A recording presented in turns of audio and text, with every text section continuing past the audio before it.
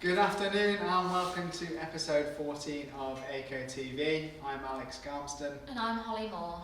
And today we're in our relaxation room here in Oswestry. As you can see, we have some very fancy chairs here. The relaxation room is next to the Aico studio where we have filmed many episodes of Aico TV. The room is used as a sort of time-out area where you can take time away from your desk during your lunch hour. It's a very quiet room. We have bean bags in here and a coffee and water machine. And we're quite fortunate that we have this space to take some time out. But we have got a really good lineup for you today on Aico TV. And here's what's coming up.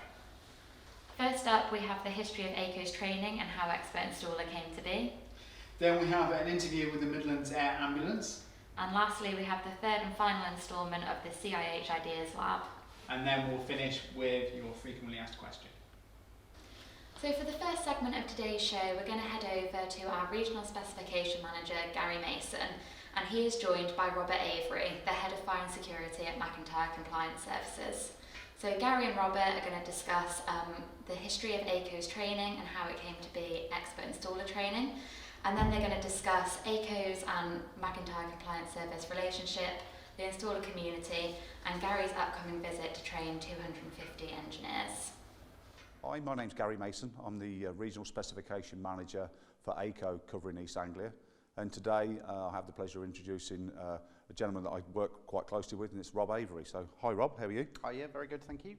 Good. Rob, if you could just introduce yourself and just say a little bit about where you're from and what you do. So I'm Robert Avery. I'm the Head of Fire and Security at MCS in Peterborough. We deal with various social housing, installing Aico equipment, Part 1 equipment, life safety devices throughout the country. Thanks, Rob. We're here today. We're going to be talking about training, what Aico can supply and offer to engineers and social landlords, and we're also going to be looking how that affects Part 1 and Part 6 systems. Okay, Rob, so I know quite a bit about McIntyre Compliance Services. Can you just fill everybody else in on what you do and what your services are? Yeah, certainly. So we provide life safety equipment, servicing, maintenance, installation through various social housing companies throughout the UK. Okay, and how many engineers have you got working for you across? Yeah, so we've got our engineering workforce is around 250 staff, dotted around nationwide, not solely in our home location of Peterborough.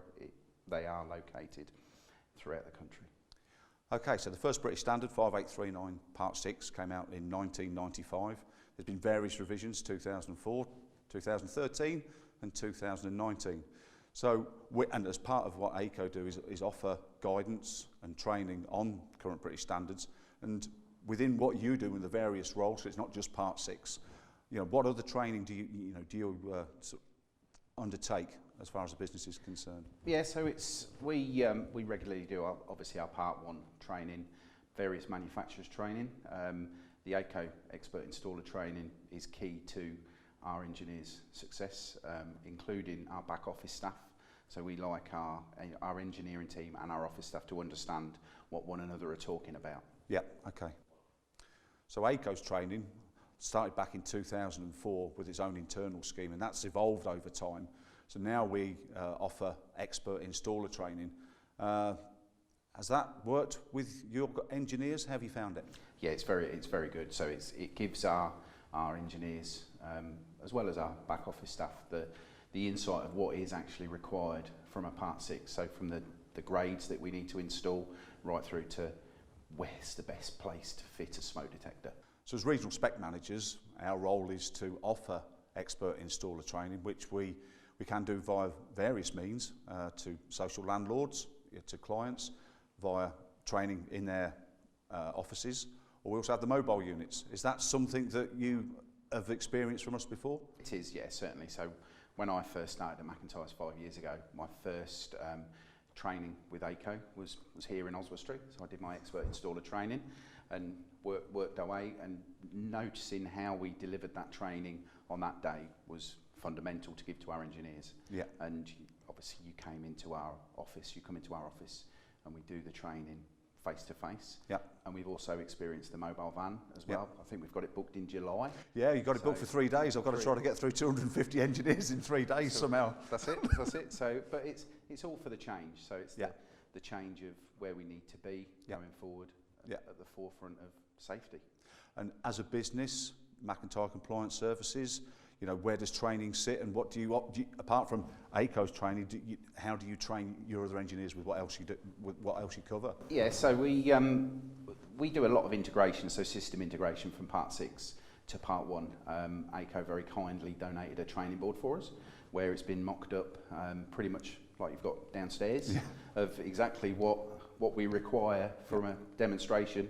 We send that across to our clients, and we demo so that they understand, and it's key for our resident liaison officer as well. That goes out with them so that we can train the residents so they can understand the fire safety, and that's what the training is. So not only do we receive it, we take on and we give it as well to the end user. It's not just engineer training though, is it? I mean, I know that you're very keen on that, and you've got a back office that support your engineers, your contracts managers, your supervisors, etc., etc. So Aico have now developed a customer service training module. Would that be something that you'd see as being useful? Absolutely. So that module will be one of the ones that you're going to be delivering in July. Oh, better get brushed up then, hey? Yeah. Okay, so as you know, Expert Installer is something that you've participated in and supported, so thanks for that. And it's a 2-year rolling programme. Once we've done a 2-year certification of that, obviously the new training modules are all CPD and FIA accredited. So 2 years on, 250 more engineers back in for training. It shows how important training is to MCS, and how does people within the business see it? Absolutely. I mean, Aico equipment is what we install. Aico equipment is forever evolving. So over the last 2 years, your equipment has got much smarter, much better. Yeah. So our guys need to be keep up to date with all of the training. So 2 years is a great way of doing that. Yeah. I mean, obviously we review the core module. So 2019 saw an upgrade or an amendment revision to the British standard. And within that now, obviously with the development of new products, so the Aico Gateway, HomeLink, dashboards, environmental sensors, there's a lot for us to learn, and we need to pass that on to you, because obviously knowledge is king, and if you can understand what we're doing and how we're trying to get there, how do you see that working with with your clients? Absolutely, it's to create a safe haven for all of our clients, but it's not just our clients, it's our clients' customers. Yeah. That's what we need to deliver for them, is to protect the client, then protect us. Yeah. So Expert Installer across the UK. Let's give you a test. How many engineers, clients do you think would be looking to train in a 12-month period, Rob? I would have thought you'd be looking at 2,000. 2,000. It's 5,000 engineers. So that's a lot of RSMs, a lot of time.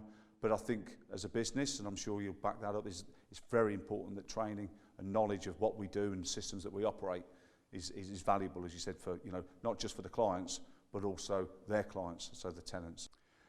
The success of the Expert Installer training scheme, it's something that as a business, as a company, we've looked at. And are you aware of the Expert Installer community? No? Well, it's a forum where people who have carried out the training, they can sit and discuss things. There'll be tasks. There'll be just an open area for people to learn about new products, training, and to earn themselves mini rewards. It's just a way of us helping them to continue on their training. And I'm sure that MCS would be discussing that with their engineers. Absolutely, definitely. It's good to talk. Yeah. That's what they say. Yeah. One person's problem shared, it soon eliminates any problems. Yeah. Okay, so AFTIS, Aico Fire Product Training Installer Scheme. That was launched in 2008, superseded in 2015 by Expert Installer, and now in 2021, the Expert Installer Community. Rob, thanks ever so much for coming down today. It's really appreciated by myself and everybody at Aico that you've given up your time to come down to the studio today. So thanks very much for that. I hope you enjoyed it. Certainly have. Thanks very much for the tour. This new building is massively different to the last place. It's really good. I did like the trim trail. Yeah. Well, hopefully, once the shackles are off a little bit more, then we can look to get contractors like yourselves, your clients, and many other people to come down. So Rob, again, thanks ever so much for coming down today.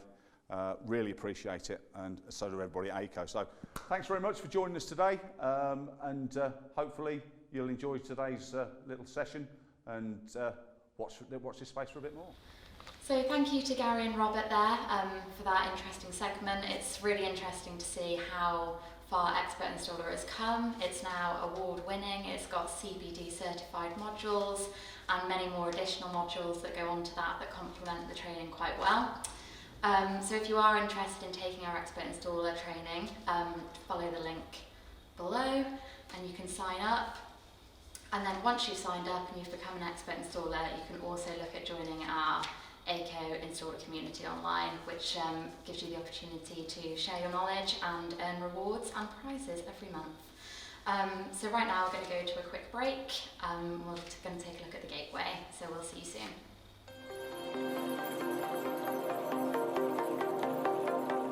Introducing the SmartLink Gateway and Cloud Portal service from Aico. A new and innovative product developed with registered social landlords and housing associations, giving you complete control and reassurance when monitoring and maintaining your stock of alarms through SmartLink Cloud Portal. Easy to set up, the Gateway is a roaming 2G GSM-based device, ensuring maximum connectivity possible without the need for local broadband or Wi-Fi services, increasing efficiency while remaining compliant with legislation. Featuring real-time alarm status, fault status, text alert and email notification capability for both fire or CO and fault events, as well as installation reports and replacement and fault reports. The SmartLink Gateway and Cloud Portal service is your total solution for alarm maintenance and asset management. The smarter way to check your tenant safety at any time. SmartLink, a revolution in tenant safety. Welcome back to Aico TV. Recently I had the pleasure of interviewing two members from the Midlands Air Ambulance, Pam Hodgetts and Helen Stevens. I spoke to them in great detail about the work the Midlands Air Ambulance do, some of the events that are coming up and ways in which companies can support the Midlands Air Ambulance and the amazing work they do. Let's take a look at that interview and see how we got on. Hello, I'm joined by two members of the Midlands Air Ambulance this afternoon. Pamela Hodgetts and Helen Stevens. If you'd like to introduce yourselves one by one and kind of tell us your role and what you do at Midlands Air Ambulance. Yeah, so I'm Pam Hodgetts. I'm Corporate Partnerships Manager at Midlands Air Ambulance, and it's my role to facilitate partnerships with the business communities in the region that we cover. And I'm Helen Stevens, Communications and Marketing Manager, and my role basically encompasses raising awareness of our charity, highlighting the fact that we actually are a charity even though we're a vital service, and helping to steward supporters and hopefully bring in new supporters to the charity. Brilliant. So have you both been with Midlands Air Ambulance a long time? Or? I've been there around 18 months now, so I joined with a whole list of things that I wanted to do, and then the pandemic hit, so it wasn't quite the first year I anticipated, but yeah, it's great, and it's such a lovely place to work. I can't kind of really put it into words, but it's a real big family environment there, and it's just a great place to work. I'm really excited about actually getting started now. Properly on some events. Yeah, good. Yeah, and as Pam said, it is like a big family. Pam's only been with us for 18 months, but actually it feels like a lot longer in the sense that you've really become part of the team and made a really big difference. And then I've been there 8 years, but previously worked in a PR agency, and Midlands Air Ambulance was one of my clients, and it was always an absolute passion of mine to work in-house and actually be with the charity. So in total it's been 12 years that I've worked with the charity. Oh, great. And Pamela, your background before joining? So previous to joining Midlands, I was at another charity. So I worked for a local hospice in Birmingham in corporate partnerships there. And previous to that, I worked in football. So I had a bit of a career change, but yeah, I was a sports physio, so I worked in football and sports, yeah. Okay. So it's a slight career change. It's a slight career change, but obviously a positive one. So on a day-to-day basis, but both of you, kind of, what does your job entail? So kind of, you know, Helen, obviously me being a marketing manager, you being communications and marketing on a day-to-day basis, obviously working for a charity is very different to a normal business, isn't it? It is. And going from looking after house builders and watchdog inquiries to something slightly different and something I've got a real passionate about. The way that we describe it and sums it up is we keep the blades turning, the helicopters. So, you know, we absolutely hats off to the air crew. They do an incredible job, but they've always said that we couldn't do their job and we would never be able to do, and they would never be able to do ours. So, you know, we have to raise 10 million a year through donations. We don't get government funding, we don't receive any NHS funding or even NHS Charities Together funding.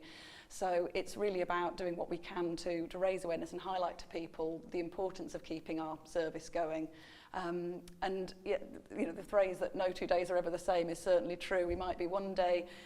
Last week I was in a photo studio doing a really fantastic photography session with some former patients. The following day I'm in a field with horses, highlighting the importance of bystander first aid before the emergency services get there. And then, you know, and everything in between. So it's so varied, but it's a good giggle at the same time. Brilliant. And for you, Pamela, obviously you're involved in the partnerships, so that's different again. It is, but similar to Helen, I was going to say, the thing that's really great about the role is it's so varied, and again, every day is kind of different. So obviously the last year it's been a lot of Zoom meetings and not getting out and coming to lovely offices like the Aico site here, but you know, in the last month me and Helen have been into Legoland. We've been, every day is different, and those partnerships are really varied. You know, everyone thinks of the standard corporate partnerships between sort of the law firms and the accountancy firms, but actually we work with so many, a variety of different partners, and that's the thrilling bit, I think, for me. I like the challenge of creating something special and not sticking to the norm, so that kind of bespoking a partnership to meet everyone's needs is really fun. Yeah, and I suppose working for a charity, it's kind of getting out and about, isn't it? You are meeting, you know, a variety of different people. But for those people that don't know what Midlands Air Ambulance do, could you summarise that for me? Do you want to go? Or shall I? Yeah. So we are actually celebrating our 30th year this year. The service started in 1991 with literally one helicopter chained to a tree at night to keep it secure. The airbase was a caravan, and we've come a very, very long way. Previously it was about scoop and go, pick up the patient, take them to the most definitive hospital for their needs. And then we've now progressed to having critical care paramedics on board our helicopters with pre-hospital emergency medicine specialist doctors, which actually bring parts of the hospital to the patient. So where people would call 999 and need an ambulance, it might be a case that they dispatch an ambulance but then realise it's a category 1, they need additional support. So there are 3 things that our service brings to the incident scene. One is the skill set of the air crew. They're trained to master's degree level. The hospital consultants and anaesthetists are also at the top of their game and are seconded to us from the ambulance service. So as soon as they stick their red flight suits on, they're paid for by the charity. They then bring the advanced medicines to the scene, so whether it's analgesia or stronger sedatives and pain relief to deal with the person that's in a very tragic condition. And also the equipment that they bring to scene is hospital standard as well. So ventilators, unfortunately a phrase or a word we've heard of a lot in last year. We bring the ventilators to the scene. There are fluid warmers to warm fluids such as blood products before administering those, and another device called a Lucas device, which actually does chest compressions automatically to allow the clinician to do other work with the patient on scene. And it's about, the all-important golden hour used to be getting the patient to the hospital within an hour. Now it's bringing that definitive care to the scene. So they might actually spend a little bit more time on scene. They might actually convey by land ambulance rather than the helicopter, but the critical work has been done in that first hour on scene before they even get to the hospital. I think that's a question that comes up quite a lot when we're talking to partners, is we are Midlands Air Ambulance, and then suddenly we've gone from that one helicopter that Helen was talking about to having 3 helicopters across the region, and also 2 critical care cars. And people sometimes ask the question of, well, why have you got the cars if you're a helicopter service? But we're a helicopter led now, and similar to what Helen was saying about that skill set of the crew and the equipment that they bring, actually in those built up areas. So we've got 2 cars, one that works Birmingham and the Black Country and one that works Worcester. And for getting into the city centre, actually the car works better, but we're still bringing that same level of expertise and skill set. So we are essentially taking that hospital environment to the scene. The difference as well with the 2 sort of vehicles that we run, the 2 platforms, is our cars tend to be more for medical emergencies such as cardiac arrest, strokes and respiratory issues. Obviously we've seen a lot of that over the last year, whereas the helicopters do tend to go more to high category traumas such as road traffic accidents, sporting accidents, and sort of we've seen a big increase, haven't we, since the pandemic with cycling incidents. Actually that went up 300%. So car versus cyclist. So yeah, there's a huge amount. One of the saddest things we've seen is an increase in stabbings as well that we actually go out to. So a number of years ago that wasn't even in our top sort of set of missions that we attend. But over the last couple of years, that's really risen, and that's about number 4 now in the missions that we go out to. So, and bearing in mind that we're a daytime service, we run 7 a.m. to 8 p.m. So we ultimately think sort of stabbings in a city at night, and actually the fact that it's daytime, it's in the shires. It's been quite startling to see that's change of incidents that we go to. So have those hours always been the same, or is that something you've expanded over time? Yeah, and in summer months we used to work 7 a.m. to 9 p.m. And then that was throughout the year. We've brought it back to 8 p.m. because we saw that the demand fell off at that final hour of night, and so we felt, actually as a service, let's be strategic about it and not put a service on at that time. It can be looked after by the ambulance service. And they also have a night service with a doctor on board as well that would cover those types of incidents. So patient care hasn't been deteriorated in any stretch, it's just on a different platform. Of course. Yeah. So over the course of the year, do you find there's busier months than others, or does it vary? It does vary. The number of incidents we go to doesn't really vary, it's the types. So this time of year, a lot more motorcyclists are out, a lot more horse riders. School holidays, you'll see, I hate to say it, a number of paediatric drownings, people go and swim in quarries and not realising the dangers that are involved with that. And then towards the autumn months, a lot more road traffic collisions. So yeah, the nature of the incidents may change, but the demand certainly doesn't. And we now tend up to 13 people a day across the 3 helicopters and the 2 cars, and that's about 4,500 a year, which makes us one of the busiest air ambulances in the UK. Nice, It's a big number, and the big thing for us is, we say in the charities, you actually never know when you might need an air ambulance. Nobody starts their day assuming that they're going to be in the worst situation of their lives and desperately in need. And that's why we encourage people to support us, because it is there for everybody, no matter what happens. It's safe to know that you've got the air ambulance and the really skilled crew to look after you. Yes, no, definitely.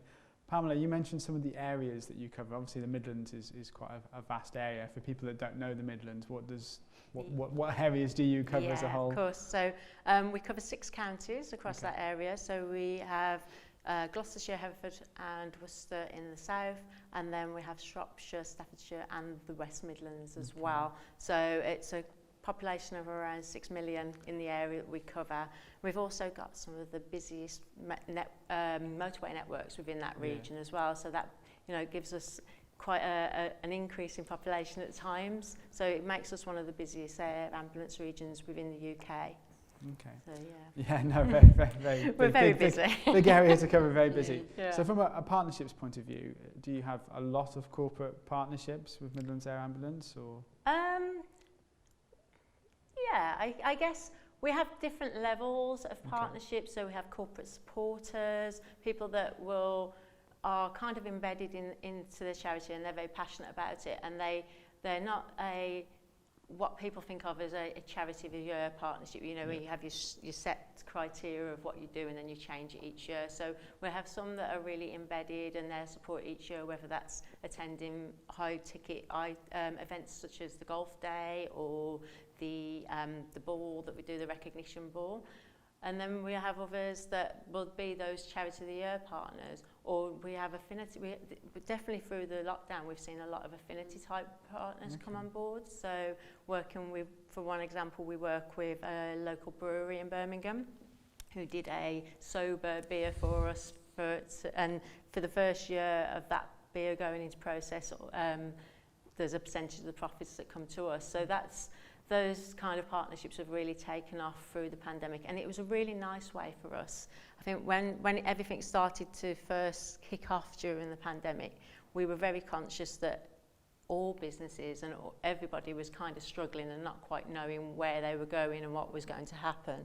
So we really felt that we didn't want to reach out to our communities with more asks, and try and actually just be there and support them. And the affinity thing was a way of doing that, because we could promote their businesses and try and support their business whilst getting, you know, supporting us at the same time. And it was lots of marketing and lots of audiences. So it just really works. So that's been a really interesting development this year, hasn't it? And as Pam says, there's smaller businesses, and it's lovely for us as a charity to be able to support their development as well. You know, we also have a CSR credentials that we want to meet and support. We buy local, we hire local people, suppliers. We want to encourage small businesses to support us, like the guy who mows the little lawn outside the front, albeit does it for free, but we publicise the fact that he's a little businessman, and we were born in the community 30 years ago. We never forget our roots. That's the big thing for us, as well as it takes 10 million a year to raise, and people say, well, how does my £50 work? Well, actually it does. It makes a big difference. All of the collection tins that we have, I think there are about 8,000 in our communities, and people put 50p in, that collectively raises about £350,000 a year, which fuels the helicopters and the cars. So, people might assume, it's 10 million, it's a big figure, but the smallest of pennies still make up a nice proportion of what we have to raise. Yeah, I think that's similar with the corporate partnerships. We get people that come on board. We don't like to split it as in, oh, you're at this level or you're at this level, because everyone is equally as important to us. It doesn't, and when I first joined, there was people going, well, we can't make that much difference. We're not as big as some of the others that you work with, but everybody adds value in their own way, and whether that's that they're taking part in a sponsorship and they raise £100, or we've got one corporate partner in Worcester that has our logo on all their livery on their sweepers, etc.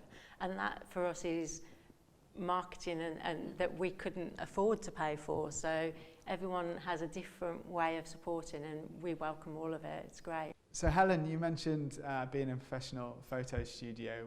Why was that? What was that to do with? Yeah, it's a bit of a brainchild of mine, and the team have really got behind an idea that I had, which is what unites a lot of our patients is scarring. And actually people learning to embrace their scars, the fact that it's part of them. But as we started to sort of think about it more, people actually have more mental scars. They embrace their actual physical scars, but there's a lot of work we need to do around sort of the mental health side of things. A lot of our patients suffer PTSD from their incidents. And so we wanted to produce an exhibition that took some absolutely incredible photography of some of our former patients, and then it would tell their story about sort of how they've, the day that they were having, it was just a normal day until whatever their incident might be, whether it was going into cardiac arrest on a squash court, whether it was in a road traffic collision. A young lad was in cardiac arrest, unfortunately, at a local hotel. You know, it could happen to anybody. And so we've had some beautiful photography taken by a world-renowned photographer, all beautiful black and white, and we're actually going to be doing a touring exhibition around the 6 counties over the summer. We start at the end of June in Birmingham City Centre on the 25th of June, and then we go to Staffordshire and to the other different counties a little bit later in the summer, and we'll have all of the details on our website in due course. But it's a fantastic piece that we've put together.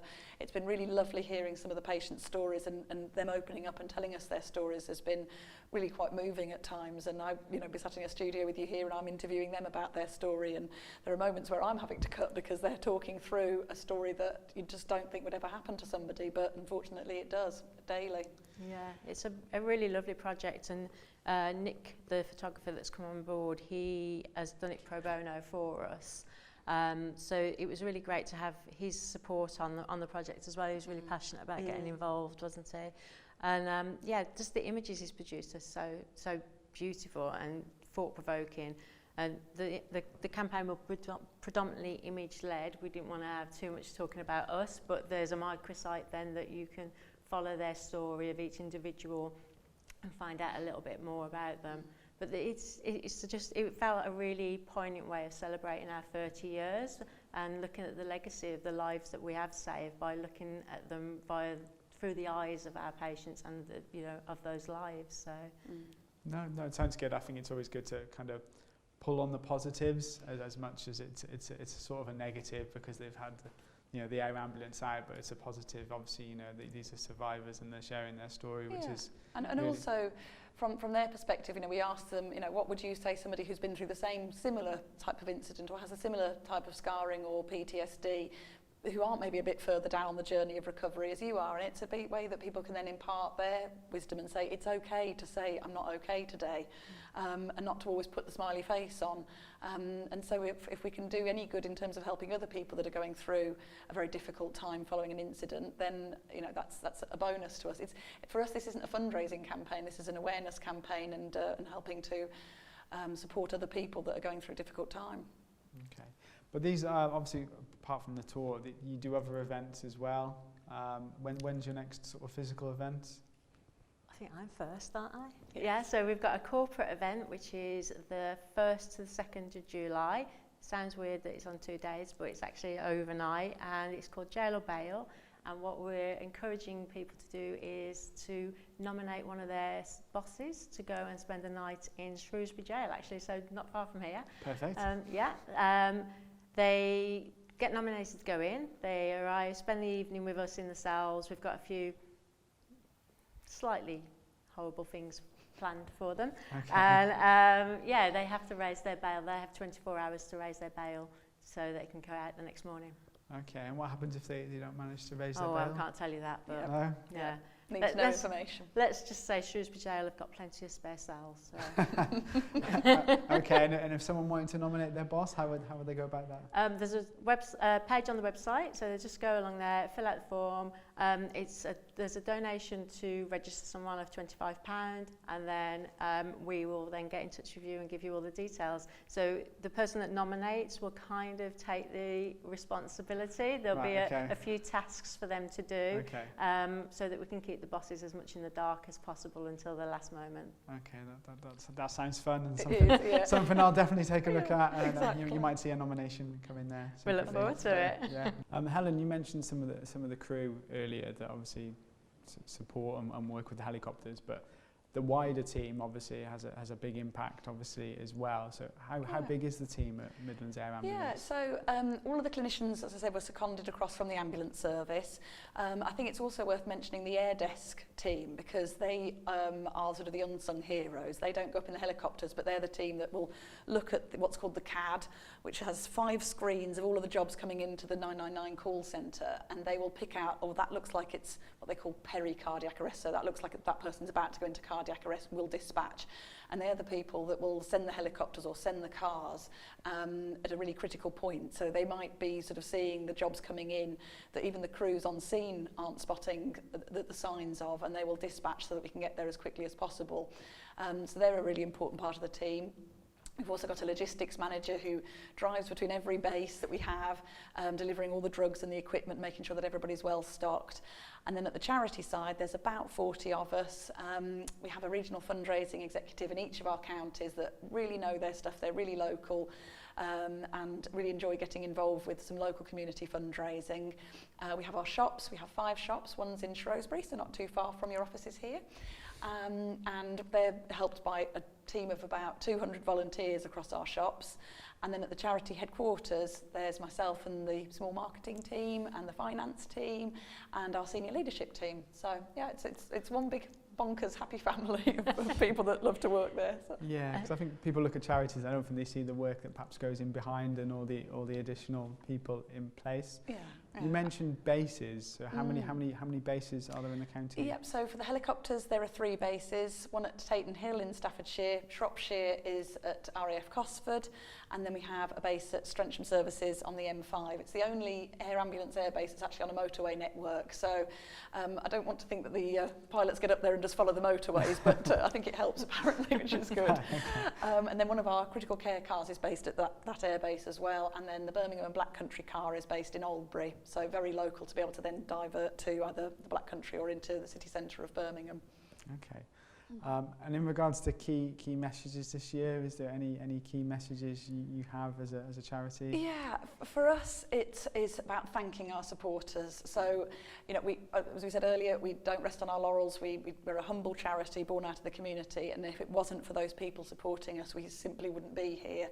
And so we've been doing a thankathon with lots of messages from either celebrities, our ambassadors, our own teams, our supporters, all thanking one another. And just encouraging the further support, which can be done very simply either through payroll giving or text to donate, all the way through to, as Pam mentioned, our corporate partnerships, play the lottery, which we're not allowed to play as we're employees, but you can win £1,000 every week, which is great. For putting £1 in and being able to win £1,000 is lovely. And you know, we're very conscious that this year people are finding it maybe a little bit more difficult to donate in the same sort of way. So we want to be able to give back too. Hence why some of the affiliate partnerships that we have with the RAC, they offer a discount on roadside assistance to our supporters. Plus we've got things like the Tipton and Coseley Building Society who offer a really favourable savings rate. So it's about being able to give, but also us being able to give back too. Yeah, there's awful lot there, isn't there? She's covered everything really, but the one thing I think we've noticed with corporate partnerships is that because people are working at home, they're not going into the office quite so often. You know, we are returning now, but I think the general consensus is people won't be going back full time. They'll sort of split it. Yeah. So that thing of doing, we used to do a lot of, you know, the dress down days and the cake bakes to sort of fund their corporate donations in, but that's changed slightly, and one of the shifts that we've seen is people signing up to payroll giving and just doing that via the workforce that way has been, so that it was always an income stream that never really took off previously, but since the pandemic that's something that's really grown, so that's another way of giving, and it's a real bonus for people giving because it's tax free, isn't it? Yes. So it's a much better way to give. Okay. And for people that wanted to find more information about how they could donate or get involved, is that available on your website? Yeah, this is. So you can find everything out on the website, and also our contact details are on there as well. So if it's a corporate partnership or an idea that they wanted to run past, then just drop me a line, and Helen will be on there as well, monitoring everything. So, yeah, it's just at midlandsairambulance.com. Brilliant. Yeah, we'll pop the website on at the bottom of the screen. But no, brilliant. Thank you for joining us. It's been great to hear more about the charity and the great work you do, so thank you. Our pleasure. Thank you for having us.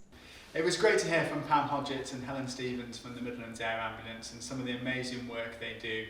I can't stress enough how important it is as a company to be supporting them, and how if you want to support them and get involved, you should visit their website and please make a donation. They do an amazing job and they rely on your funding. They don't get funded by the NHS or anything like that. So please do support them. Now we're going to go to a short break and we'll see you again soon.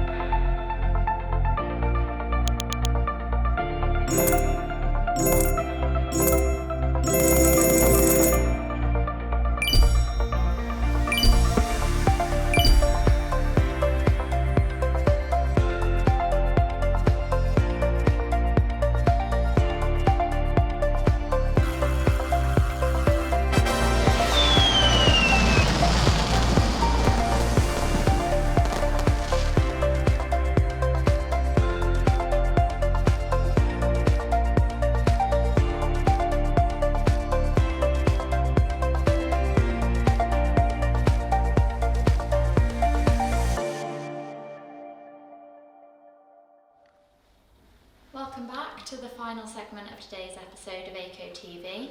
Now we're going to head over to the third and final instalment of our Ideas Lab in collaboration with the Chartered Institute of Housing. For those of you who have tuned into previous episodes, this was a three-part series. And this week they're going to be looking at new safety technologies such as the Internet of Things, how the technologies can improve tenant safety and the potential barriers to using these technologies. So in terms of new technologies, this is kind of something that we've spoken about. Are you looking, or would you consider looking at new technologies which protect your assets and your tenants really? Is that something that you're maybe looking at in the future? Yeah. Certainly when it refers to fire safety. We're always looking at different ways that we can gather the information on the performance of the building to help with the management of it and help the tenants themselves. So obviously we're going to do a pilot with the gateways, which are now out there to give us an idea of how that information comes back and what within it that we can actually utilise to inform decisions moving forward. We'll look at potentially artificial intelligence in terms of how we can predict the performance of a property going forward. That's probably only going to be possible with the new builds that are coming on, because when we're dealing with older stock, then it's very much harder for us to try and deal with that and predict what's happening, because those houses need a lot more maintenance in general. What it will hopefully do, if we're looking at using IoT or AI in any way, is we should hopefully be able to build up enough information going forward to help us make clear decisions about asset appraisals and get to a point where we are considering asset disposals and replacement of assets in terms of older stock being replaced with newer stock, because financially it makes more sense if we've got to achieve energy efficiency and all the other compliance standards that are coming our way. And we go from being respectful to these properties that we've got that were transferred that are over 100 years old and provide good quality accommodation to tenants, to almost approaching what becomes like a disposable society, because we can't meet the new standards that are coming in with the older stock that are there. So it's going to be quite a crucial period over the next 5-10 years for a lot of associations,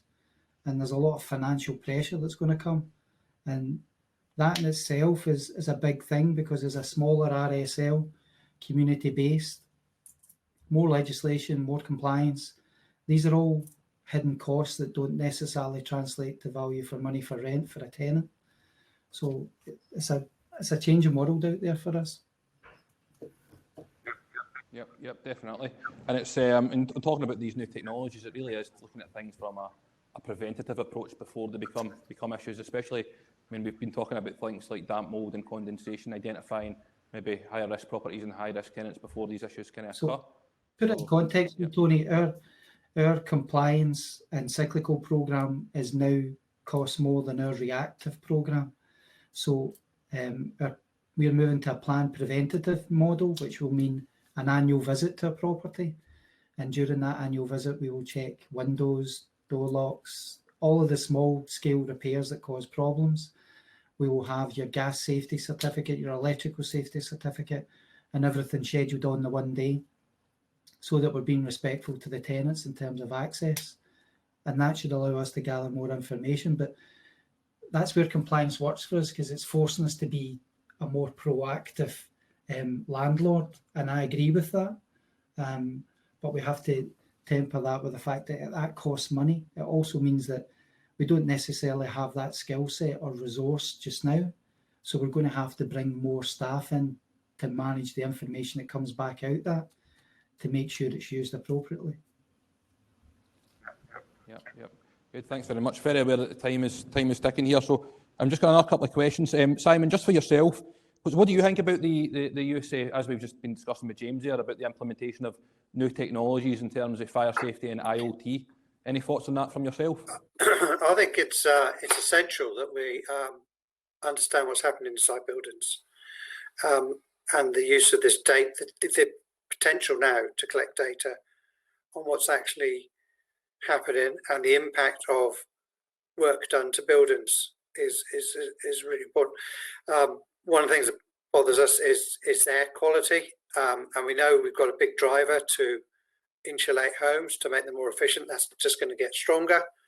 There are concerns about the amount of moisture that's possibly being trapped inside buildings as a result of that. And it doesn't take, even before you get to the point where mold and damp start being visible, you have the impact on health and the fabric of the building that really needs to be taken into account. And unless we can measure these things and model them, we're not going to respond to them properly. There's a cost to that.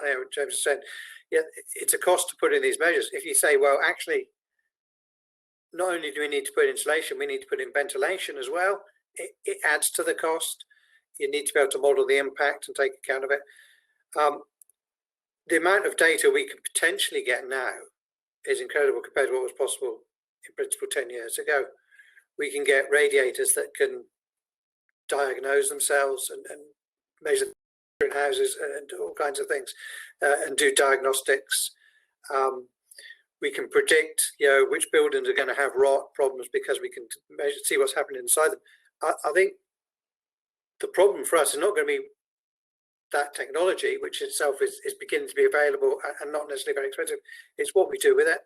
It's having the skills to know what it means and be able to act on it properly, but also issues about consent as well, because it's quite intrusive information about how people are using their homes that we need to know, but that needs to be done in engagement with tenants, because it's, you said to someone, I'm collecting data on your house, that needs to be done in a transparent way. So I think the technology is one part of it.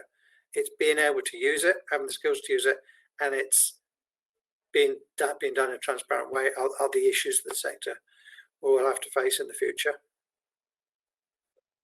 Yeah, it's definitely something that's came up with ourselves recently, as we're looking into, or we're going to be producing a publication looking at the ethics of IoT and around really resident engagement and the use of these technologies. So it'll be interesting when that is published. Leonora, just a last wee question for yourself. So what's your opinion on new technologies and how they could improve tenant safety?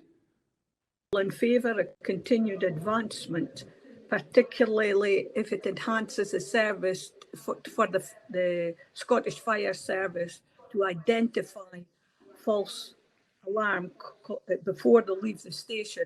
I don't know if that'll ever come in, but I mean, it's one of the things, because instead of sending 3 fire engines to every building, they could send a car if it's a fault to sort the problem. So no, I'm all in favour of it. And of course, it's always advancing every time. So that's what I would like to see. Brilliant. David, just a wee question for you here. So I can maybe sense the answer to this. So where do you see fire safety moving in the future? We're sitting at a category LD2 at the moment. maybe LD1 one day? I mean, I'm not a techie. I don't know what all the implications of that would be.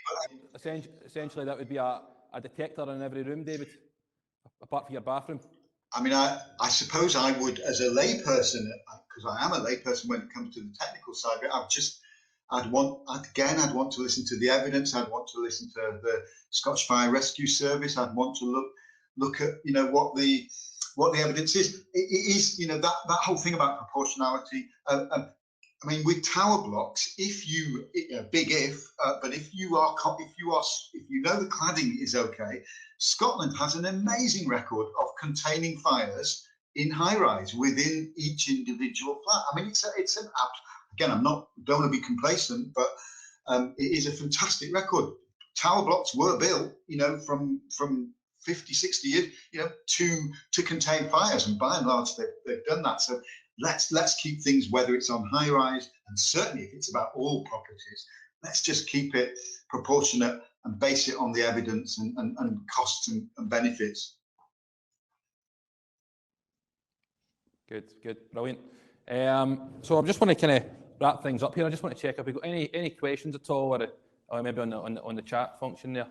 Let me flip onto the chat. Tony, can I just ask something? One of the things that I would like to see is legislation that's going to cover mixed tenure blocks in terms of how we can ensure that things are being done. Because from our point of view, in terms of as an RSL and a factor, I don't know what that owner has done or completed. So in effect, everything that I've done in the other 4 flats that we own could in effect be negated by 2 people not doing what they do. So is there an approach of a sort of central register for people who are either an owner or a landlord, where they have to register their fire safety compliance and their electrical certificate, so that in effect, when I go to insure that whole block as the factor, then basically I can access that information and say to the insurer, everybody's compliant. Because otherwise, we're doing all of this work and working towards what we should be doing, and an individual owner's doing it, and it only takes one person in that block for it not to work. We need a fire alarms passport as well as a vaccine passport. How about that? Yeah.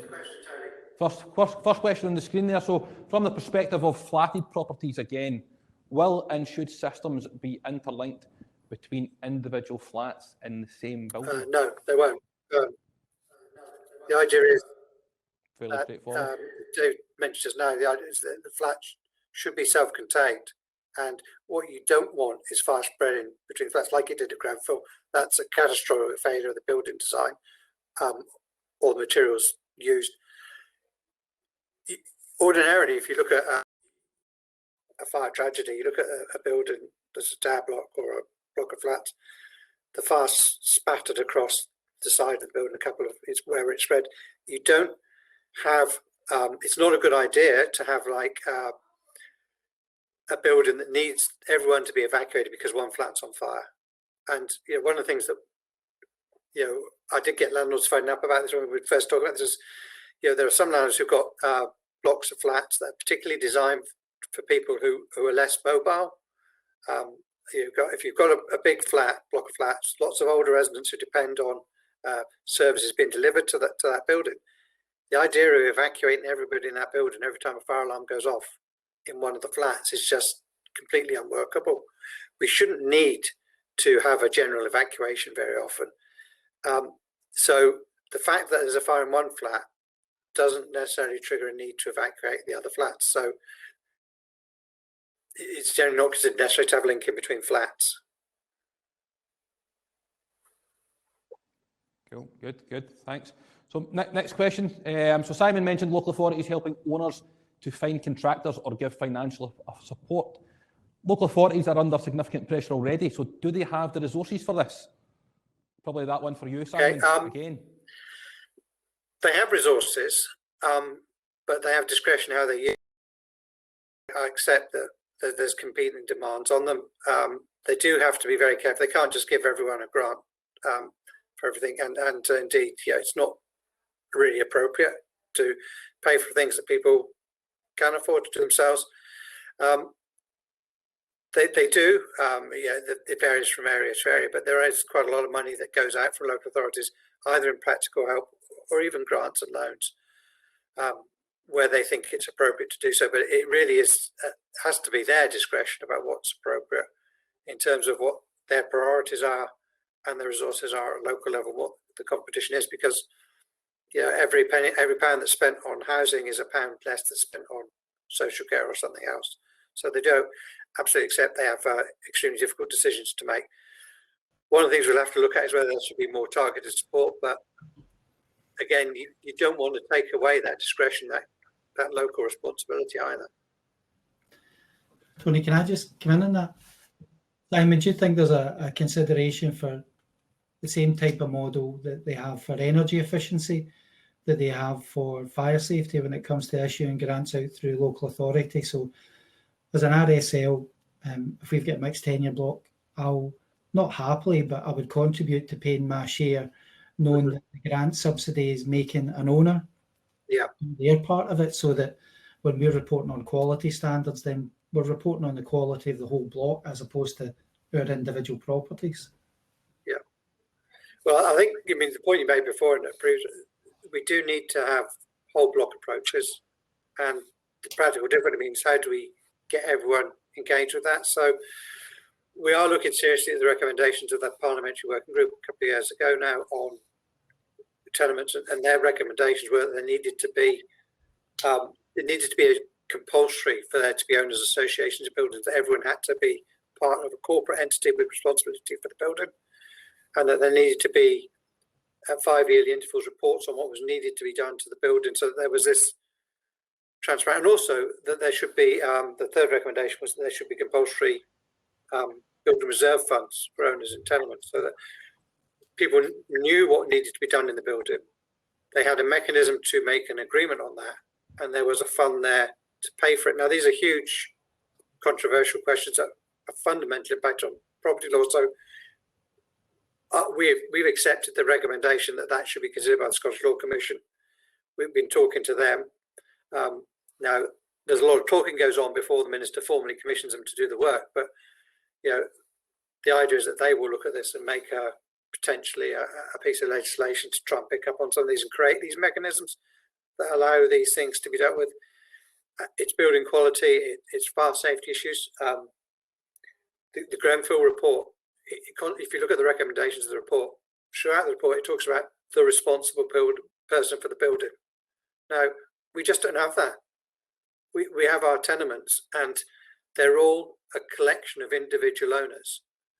There isn't a single responsible person, as that Grenfell report recommends, for taking responsibility for things like making sure fire information is available, taking responsibility for clearing closets and so on. And the third area where you need owners to be collectively acting is all this stuff about carbon neutral things. You've reached the point where you can't be dealing with a flat by flat basis and just upgrading the boiler. It needs to be looking at what's the heating system for a building, what's the heating system for an estate. If we switch to hydrogen gas, for example, you can't have different gas going into different flats. It's a collective approach that goes much wider than anything that even the social landlords can be responsible for on their own, because it's got to include owners who live in the building or in the nearby area. With that, so these are huge things that need to be considered. Which isn't a definite answer, I know, but I think all I can say is we need to be looking at these things. Good. Right, just moving on to the next few questions we've got here. So for every home needing to meet the tolerable standards by early 2022, what are the government doing to assist RSLs and private homeowners to meet the requirements? Well, we've already said about the during the course of the conversation regarding the possible loan fund for RSLs. We know about the extension. We know about the marketing campaign now, and we also know that potentially there might be some help for homeowners at some point, and it's being considered. I think I've hit the nail on the head with that one. Hi, from Under One Roof, Scotland. Impacts of this on owner-occupiers and private landlords, specifically at flatted properties. Enforceability, question mark, point of sale, home report is an obvious checkpoint. I think we've confirmed that the home report will be used. Am I right in saying that, Simon? We are looking at making changes to the home report on the basis of the home report review. There's a lot of work there that's outstanding that needs to be picked up on, all kinds of suggestions, but certainly one of the things we would want to include in a revised home report would be a question specifically identifying whether a house complied with the fire alarm regulation, so that that information was transparent to someone who's buying it. Simon, have you engaged with any insurance companies? We have spoken to the British Association, I forget the acronym, but there's a British Association of Insurers.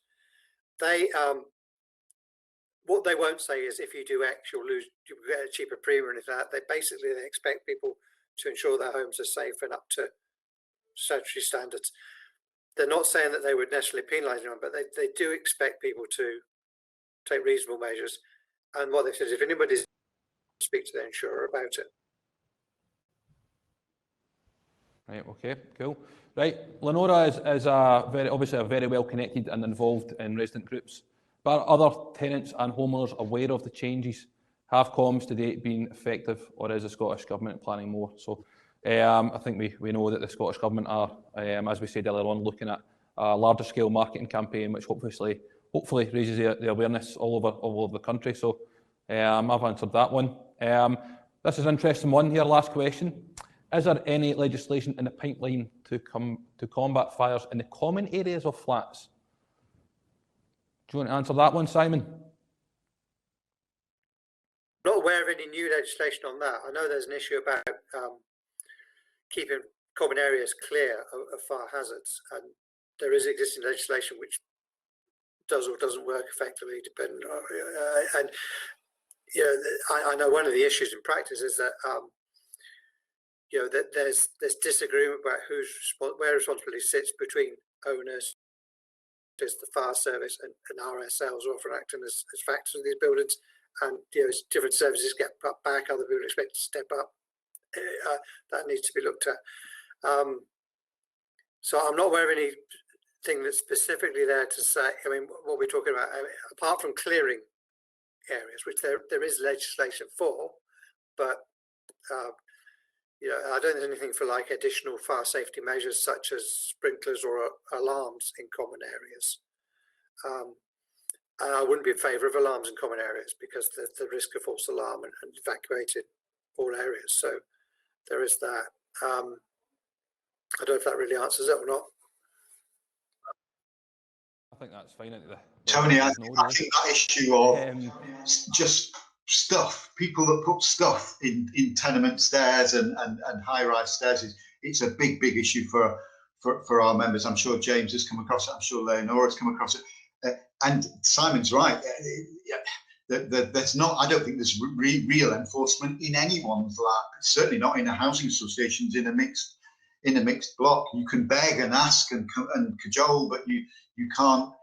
You have no sanction over particularly over owners who leave stuff. Who leave stuff out. It's a real issue in terms of means of speed of escape, and there seems to be a gap there. For me, as somebody who lives in a tenement, I don't know. I mean, I would, you know, if the Scottish Fire Rescue Service knocked on my door and said you need to not have this or that, I would, you know, that for me is very authoritative. I dare say Scottish Fire Rescuers don't have the resources to do that, but my gut feeling is if it comes from them, you don't ignore it. Yeah, well, that might be a good one just for you to comment on. So obviously you stay in a tower block. So is that something that you experience in the common areas? Yeah. The fire service have been problem. doing a campaign going round and clearing away, but of course they can't do that on a regular basis. They do it periodically. But I mean, letters go out and they're told, but still they do it, you know. So I don't know what apart from a shotgun, you know, I don't know what else you could do. Yeah. Something that's going to be very, very hard to enforce that anyway. Yep. Good. So I just want to wrap things up then. I'm going to pass over just to each of you, just to give us a few wee points, a few wee conclusions on how you feel about the the legislation and as a whole, looking at it as a whole. So just a wee summary really, just to kind of wrap things up. So Simon, we'll just move on to you first, just to conclude. Well, for me, the big thing is this is a safety measure. It's about protecting your property, protecting your family, keeping safe. And, you know, if we could just get that message across, and I know there are some people who need help to actually deliver that, whether it's getting someone in the house to do the work or pay for it, but really it's the kind of thing that shouldn't need enforcement, because it's the kind of thing you should want to do. And if we could get this message right and the communications right, that to me is the biggest thing. Thank you very much. Agree with Leonora, on Simon. yourself. I mean, get the message out there, and everybody should do it, because it is for their safety. So yeah. Yep, David. No, with the legislation itself, maybe I could take this opportunity just maybe a broader point about fire safety, which is if we go back to the horrors of Grenfell, one of the things we've not, we've talked about today about the technology and obviously cladding was a big issue. There was a people issue at Grenfell around what appeared to be tenants being consistently ignored over quite a long period about worries and concerns that they had. And I suppose it would just be a hope that, without again seeming at all complacent, that in Scotland, if a group of people in Leonora's block or in one of James's tenements raised issues with the landlord, genuine concerns, I would really like to think they would not simply be blanked and ignored. So part of this is about a people issue and a communications issue. And I'd like to think that certainly the social landlord sector is professional and caring enough not to ever let concerns about fire safety go unaddressed. Very much, David. On to yourself.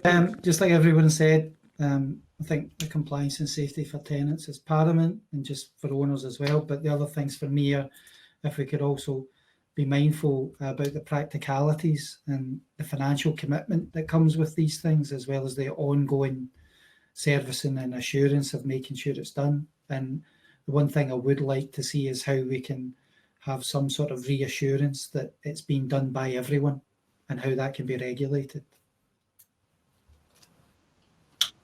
Yep. Brilliant. So I just want to thank all of you, all the participants, for coming on today. It's been really great to hear different opinions from obviously different organisations and different kind of people in terms of organisations, etc. So thank you to our RSM Tony Boyle and all of our special guests for that final session there on our Ideas Lab. If you want to catch the previous two sessions, you can go on our YouTube channel and watch episodes 11 and 13 of Aico TV. Would you like to tell us what's coming up next? Yes, so now we're at the final part of the episode, which is our frequently asked question. As you know, our alarms have many lights on them, and the FAQ this week is, what lights are on my alarm? And this is being presented by our technical advisor, Indra. What do lights on the alarm mean? This is general information on LED lights on your alarm. Different series of alarms will have slight different patterns of fault, memory, or end-of-life indications. Please refer to individual instructions for it. Green indicator means power, constantly on when the mains power is on. On a 3000 series, flashes every 48 seconds when powered by the battery backup. Pulses on test. Amber indicator, fault. Flashes to indicate low battery, sensor fault, end of life, or dust compensation limit reached. Red indicator means alarm. Flashes to indicate unit in alarm state. Self-test every 40 seconds in 140 series, 160 series, and 2110E series of alarms.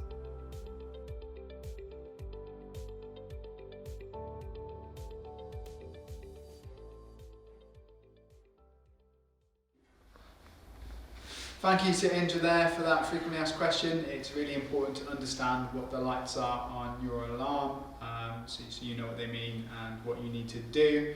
But that's all we've got time for on this week's episode. Please follow us on social media on the following platforms. Holly? LinkedIn, Twitter, Facebook, Instagram and TikTok. TikTok, yes, TikTok is going well, and Holly is a superstar, so please check out TikTok and you can see the latest video posted. Please subscribe to our YouTube channel. We're almost at the 500 mark now, so please do subscribe, and we hope to see you again soon. See you next week. Bye bye.